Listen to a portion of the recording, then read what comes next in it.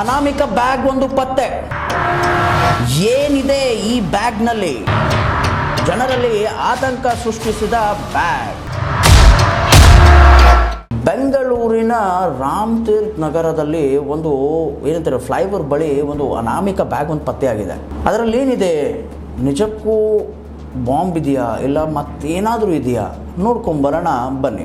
ಚುನಾವಣೆ ಫಲಿತಾಂಶ ಹೊರಬೀಳಲು ಕೆಲವೇ ದಿನಗಳು ಮಾತ್ರ ಬಾಕಿ ಇವೆ. ಇದರ ನಡುವೆ ಇತ್ತೀಚೆಗೆ ಹುಸಿ ಬಾಂಬ್ ಬೆದರಿಕೆ ಸಂದೇಶಗಳು ಬರುವುದು ಹೆಚ್ಚಾಗಿದೆ. ಇಂದು ಬೆಂಗಳೂರಿನಲ್ಲಿ ಅನುಮಾನಾಸ್ಪದವಾಗಿ ಬ್ಯಾಗ್ ಒಂದು ಪತ್ತೆಯಾಗಿದೆ. ರಾಮತೀರ್ಥ ನಗರ ಬಳಿ ಇರುವ ಫ್ಲೈಓವರ್ ಬಳಿ ಬ್ಯಾಗ್ ಒಂದು ಪತ್ತೆಯಾಗಿದೆ. ಸ್ಥಳಕ್ಕೆ ರಾಮತೀರ್ಥ ನಗರದ ಪೊಲೀಸ್ ದೌಡಾಯಿಸಿದರು, ಪರಿಶೀಲನೆ ಕೂಡ ನಡೆಸಿದರು. ಈ ಬ್ಯಾಗ್ನಲ್ಲಿ ಅಂತ ಏನಾಯ್ತೋ ಗೊತ್ತಿಲ್ಲ, ಅದು ಪೊಲೀಸರು ಪರಿಶೀಲನೆ ಮಾಡಿ ಹೇಳ್ತೀವಿ ಅಂತ ಹೇಳಿದ್ದಾರೆ.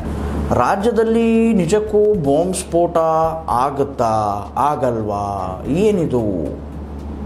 ಚುನಾವಣೆ ಫಲಿತಾಂಶ ಇನ್ನೂ ಕೆಲವೇ ದಿನಗಳಲ್ಲಿ ಬರಬೇಕು. ಜೂನ್ 4 ಅಂದರೆ ಚುನಾವಣೆ ಫಲಿತಾಂಶ ಬಂದೇ ಬಿಡುತ್ತೆ. ಅಷ್ಟರಲ್ಲೇ ಈ ಒಂದು ಏನಂತಾರೆ ನೀವು ಹುಸಿ ಬಾಂಬ್ ಬೆದರಿಕೆಗಳು ತುಂಬ ಆಗ್ತಾ ಇವೆ.